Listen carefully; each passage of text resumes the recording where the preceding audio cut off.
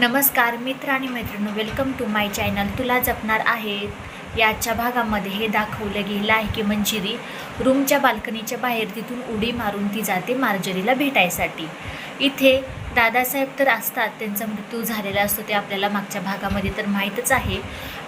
इथे दामोदर, अजित सगळे काही आजी आपल्या अथर्वला म्हणत असतात की अरे अथर्व, किती वेळ आपण दादासाहेबांना असं ठेवायचं, त्यांचे अंतिम संस्कार आपल्याला केले पाहिजेत. तोपर्यंत अथर्व हे ऐकल्यानंतर खूप भावूक होतो आणि त्यांच्या पायापाशी जाऊन दादासाहेबांच्या खूप रडतो. मीरासुद्धा त्यांना सांभाळायचा खूप प्रयत्न करते त्याला, पण अथर्व खूप दुःखामध्ये म्हणजे कोणाचंही ऐकून घ्यायला तयार नसतो. अखेरकार मंजिरी मार्जरीपाशी जाते भेटायला आणि म्हणते मार्जरी, जो काही प्रकार झालेला असतो घरामध्ये तो सगळा काही मंजिरी सांगते. मार्जरी म्हणते, मंजिरी नावांनाव तू ना खूपच मागं यायला लागलेली आहेस. आपल्या ज्या काही शक्ती आहेत तू गमवायला लागली आहेस एक एक करून. आपल्या प्लॅनपाशी आपलं ध्येय होतं ते तू गाठायचं तर राहूनच दे, ते तुला ध्येयसुद्धा पूर्ण करता येईना झालं आहे. असं काय करतेस तू मंजिरी?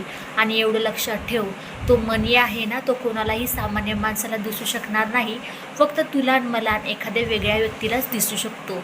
मंजिरी थोडासा आनंदी होते, म्हणते की तो मनी आहे ना, त्याच्या शक्त्या काही कमी होणार नाहीत, फक्त तो मनी तुला भेटला पाहिजे, असं मार्जरी मंजिरीला सांगते. मंजिरी तिथून निघून जाते. तोपर्यंत दादासाहेबांचा अंतिम संस्कार होतो. तिथे खूप मंजिरी रडण्याचं नाटक करत असते. अथर्वला हे खूप सुचत नसतं काय करतो काय नाही. तोपर्यंत हे सगळं काही झाल्यानंतर सगळे काही माघारी येतात. तोपर्यंत सगळे काही माघारी आल्यानंतर मंजिरी हॉलमध्ये एकटेच बसलेले असते आणि नर्मदा आणि माया येतात. माया म्हणते, हिच्याशी तुम्ही आजच्याच बोलून घ्या, प्रॉपर्टीबद्दल आपल्याला सगळं हिच्याकडून काढून घेतलं पाहिजे. तोपर्यंत नर्मदा जाते मंजिरीपाशी. नर्मदा मंजिरीला म्हणते, तुझे काही मी सांत्वन करण्यासाठी नाही आलेले. मंजिरी हसून म्हणते, हो मला माहिती आहे, तू फक्त आणि फक्त प्रॉपर्टीचा हिस्सा मागण्यासाठी हिता आले आहे, मला चांगलंच माहिती आहे, बोल तुला काय पाहिजे. नर्मदा म्हणते, मला शेतल्या प्रॉपर्टीमधला अर्धा हिस्सा पाहिजे आणि दादाने तो माझ्या नावावरती केला असेल, मी अशी अपेक्षा करते. त्याच्यामध्ये तू काही वेगळं तुझं कारस्थानी काही करू नकोस, कागदपत्र अजिबात बदलायचा प्रयत्न करू नकोस. मंजिरी हसते आणि म्हणते की नर्मदा, वेळ आल्यानंतरच आपण बघूया नक्की काय करायचे, ही वेळ नाही आहे आत्ता सध्या बोलायची, तू जा इथून. तोपर्यंत मंजिरी नर्मदा माया हे दोघीजणी रूममध्ये जातात निघून.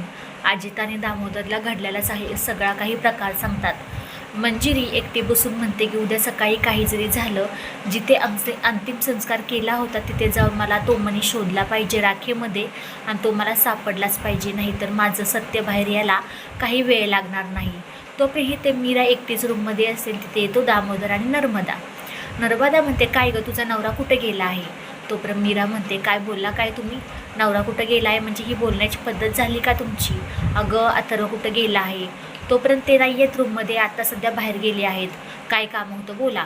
तोपर्यंत दामोदर म्हणतो की तू काय आमच्या घरातली नाही आहेस, त्यामुळे तुला काय सांगणार नाही.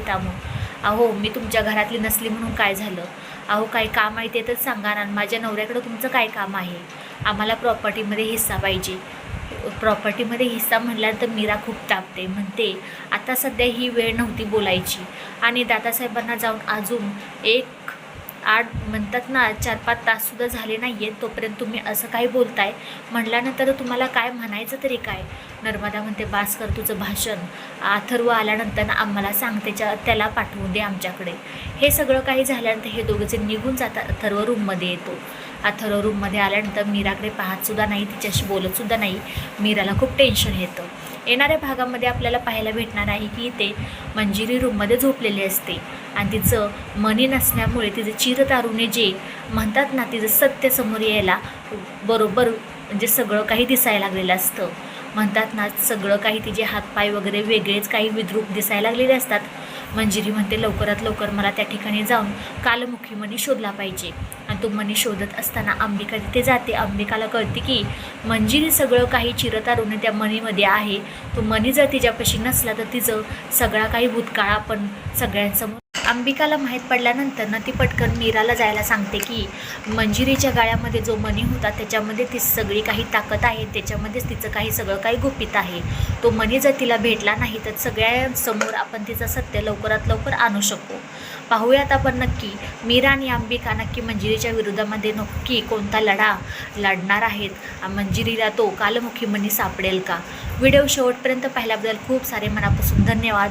आवडल्यास लाईक, शेअर, सबस्क्राईब करायला अजिबात विसरू नका. आणि हो, शॉर्ट्स व्हिडिओही यायला लागलेले आहेत, त्यालाही तुम्ही भरभरून प्रेम, आशीर्वाद आणि लाईक, शेअर, सबस्क्राईब करा. बाय सगळ्यांना.